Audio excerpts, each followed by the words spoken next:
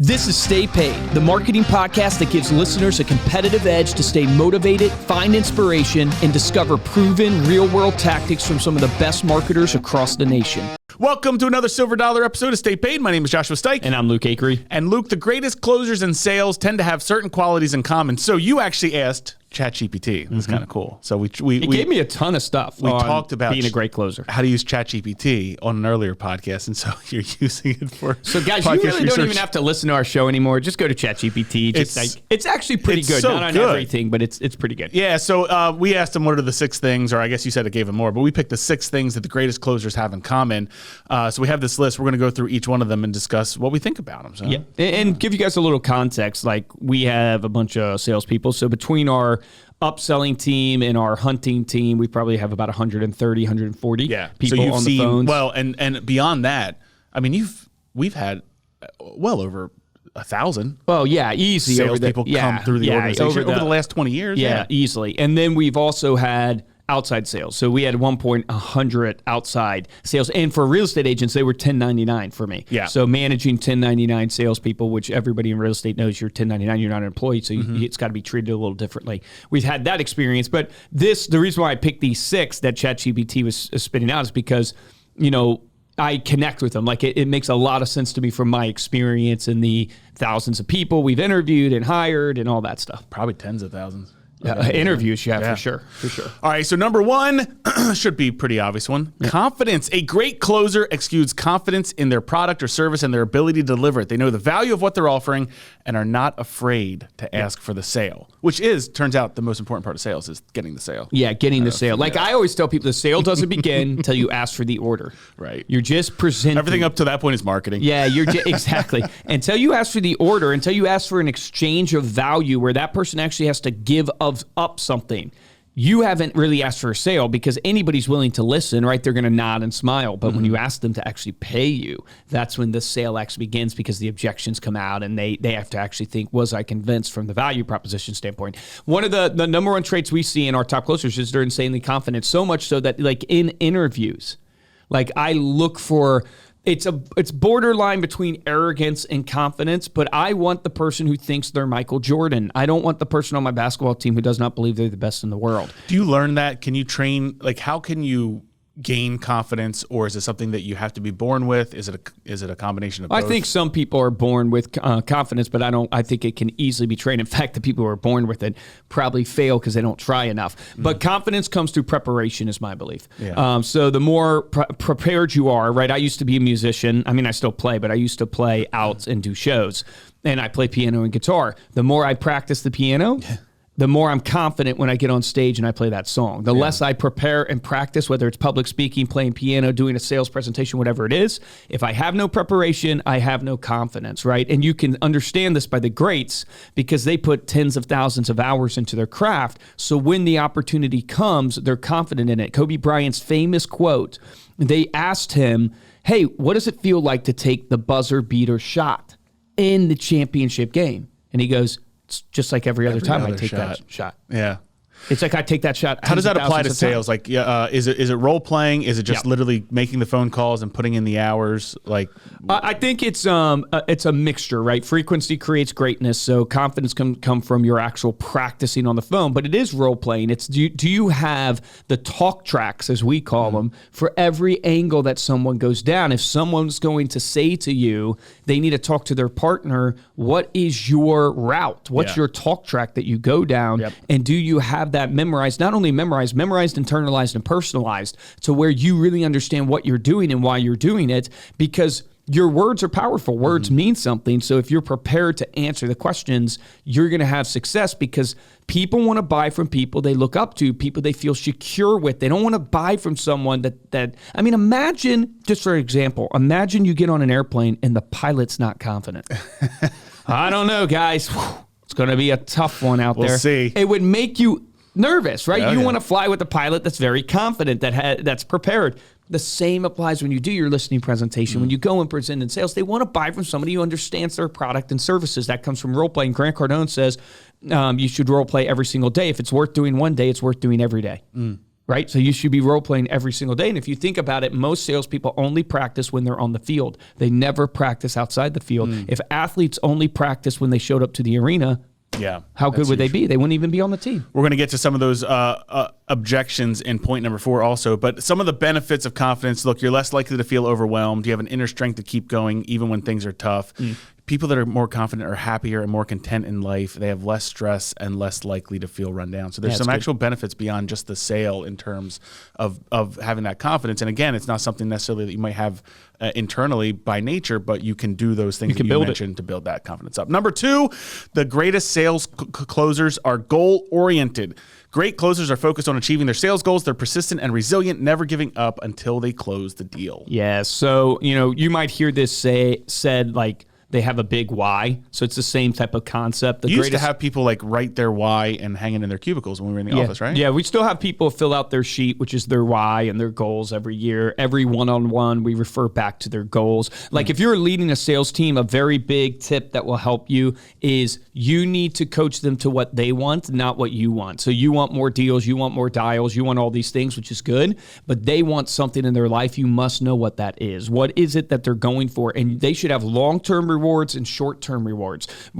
Short-term reward might be buying a car. Long-term reward might be actually like getting to a place where they make a certain amount of money per year and they have passive income or whatever it is because they've invested. Like they need to have both, and you need to tap into that. And then what you do when you lead them, because great salespeople are goal-oriented, they want accountability to what their desired goal is. So you need to say, hey, Josh, what's your goal? Hey, do I have your permission to hold you accountable to that goal? Because I don't want you getting angry or upset at me or feeling like I'm micromanaging you when I call you out on BS from you not doing the things you know you need to do in order to hit your goal. Remember, it's not my goal. If you hit your goal, I am hitting my goal. That's called alignment. But I'm going to hold you accountable because to be a great leader, I need to hold you accountable to your goal. So getting people to say, yeah, you have my commitment that I'm going to hit my goal and you can hold me accountable to it is huge. Yeah. And you look for that in people. I look for that hunger, as Les Brown says. Like one of the 4 traits I look for when I'm interviewing someone is their freaking motivation, or are they goal-oriented? How do you vet this out? There's a myriad of ways. But ask the people, the stereotypical interview question is, where do you see yourself in 5 years? What's the vision you have for your life?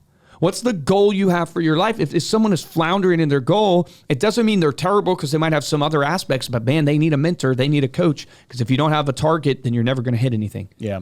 There's actually like neurology behind that, where we're biologically programming our brains to change or create new behaviors when we set goals, and we create these stronger bonds between neurons. We talked about this with the myelin. You're actually exercising your brain when you're setting goals and you're training yourself. So it actually, setting goals in and of itself, obviously within sales, is important because you have to have something that you're shooting for, but you're actually building muscle in your brain to get better at anything. And I'll add to, like, your goal allows you to reverse engineer how you get there, right?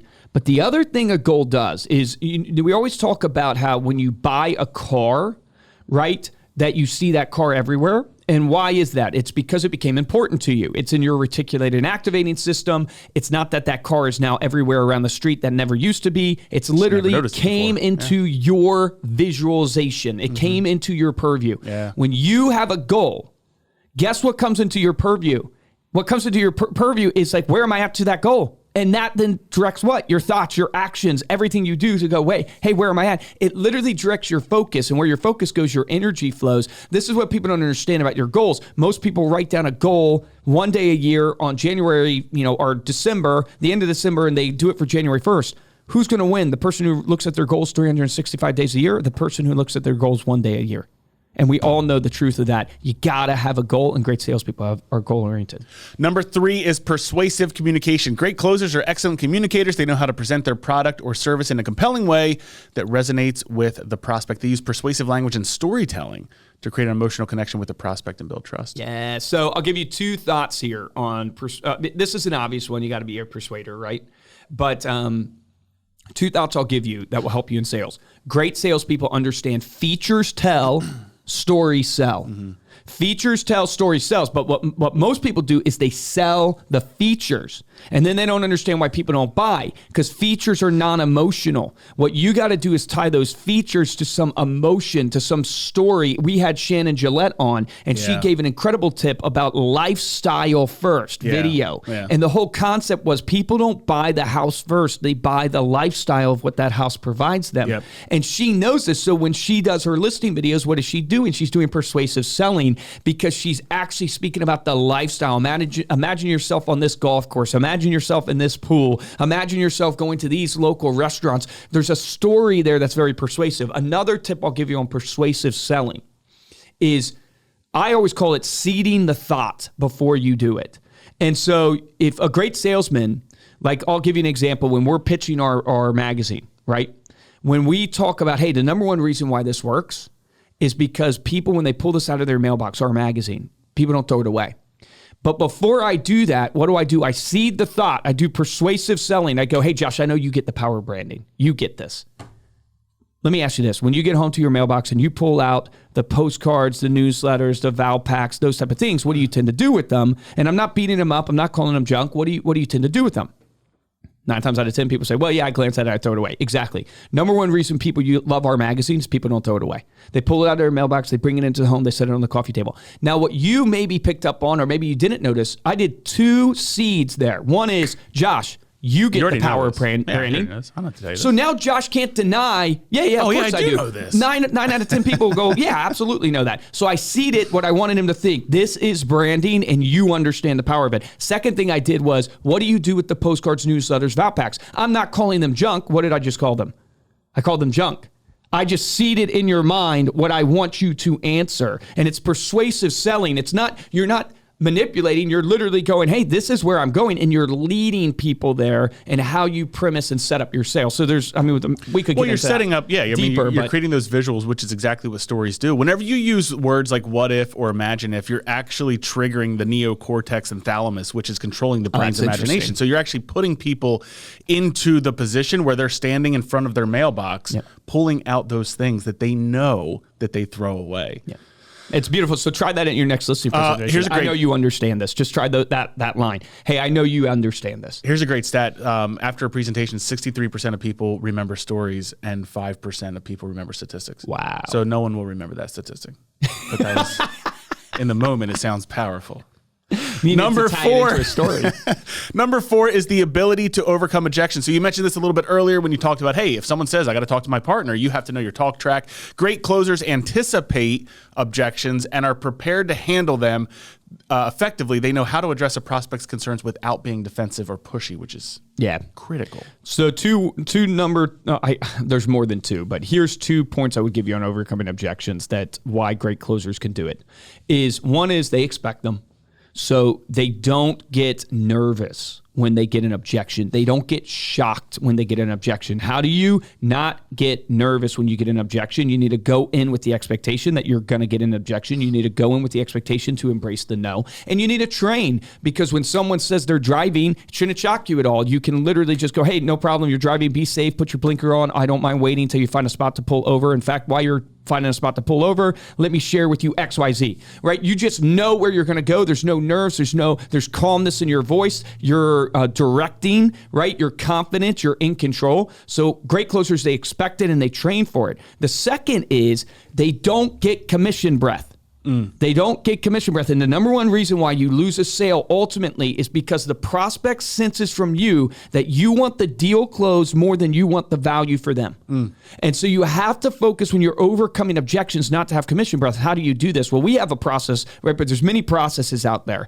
Our process is acknowledge, isolate, overcome. The first 2 phases of that process is to make sure we don't run into commission breath. Acknowledge is about, hey, let me repeat back. Let me practice making sure this person knows that I'm hearing them. Let me repeat back to them and lower the guard. Hey, totally understand you need to talk to your partner. Hey, totally understand you're driving. I want you to be safe. You repeat back, you acknowledge.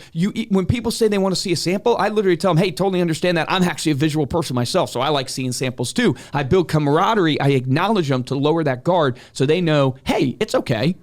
I don't want you to feel like I just want this deal and I don't want to enter into debate mode. People lose deals all the time because they enter into debate mode. And what you have to understand about overcoming objections, right? And we could probably do a whole podcast just on this. Maybe we have, and I've forgotten. But when people speak an objection, when the prospect speaks something out into existence, guess what? That becomes a truth.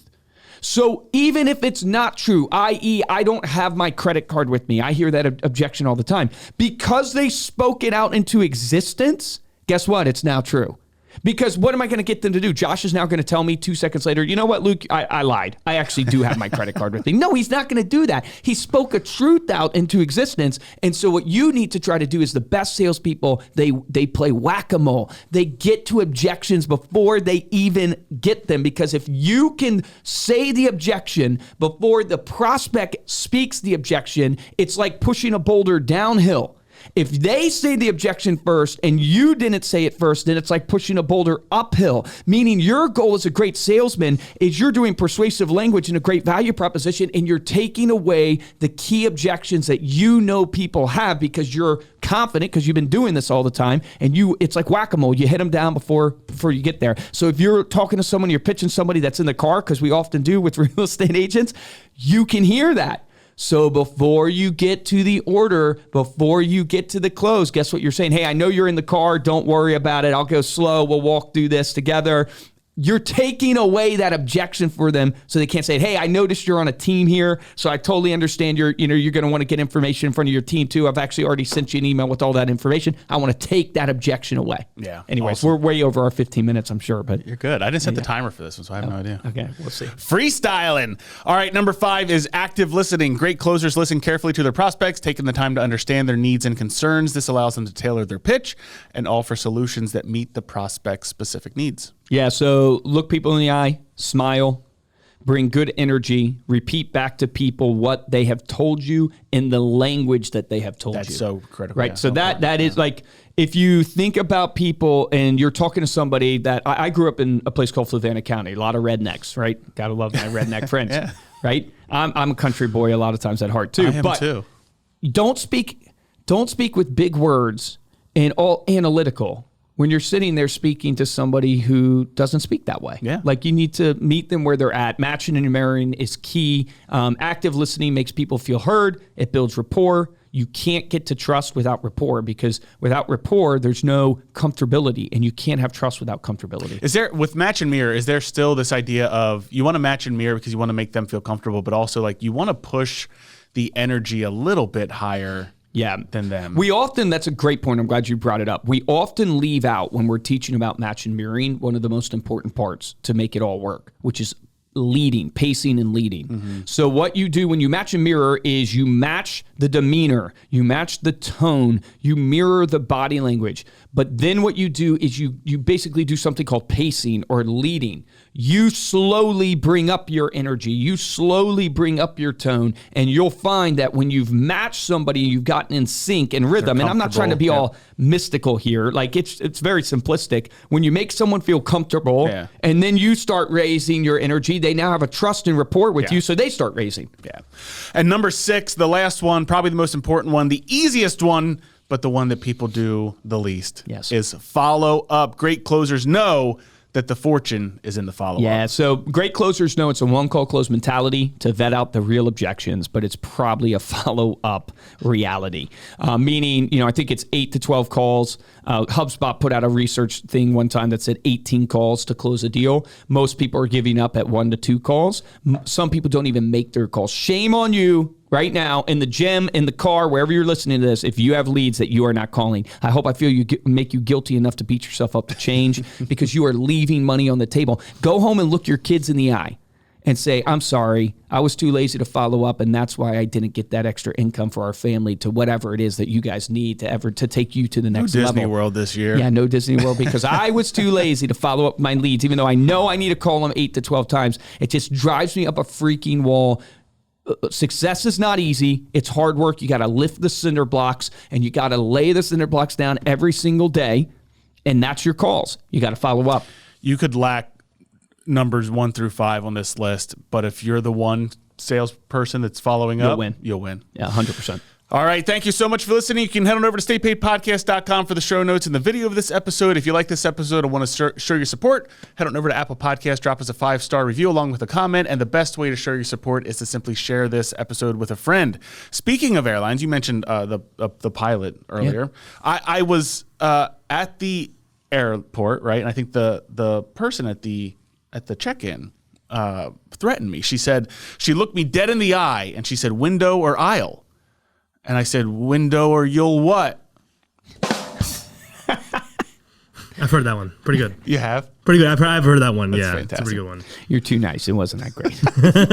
If you want to get a hold of me or Luke, you can email us at podcast@remindermedia.com. And of course, you can follow us on social media. On Instagram, we're at Stay Paid Podcast. And on TikTok, we're at StayPaid_podcast. For this episode of Stay Paid, I'm Joshua Stike. Guys, I'm Luke Acree. Your action item from this podcast is to apply one of these 6 points, right? Maybe you can't apply all of them right away, but you can apply one of them. If you don't have your goal set, start there. It's the most important. And if you are not closing at the rate you know you should be, that is a confidence problem that comes from preparation. It means you're not putting in the practice that you need to be putting in, and you're not building your confidence so you can perform in the moment. Remember, the difference between top producers and mediocre producers in every single business is top producers take action. Take action on that today.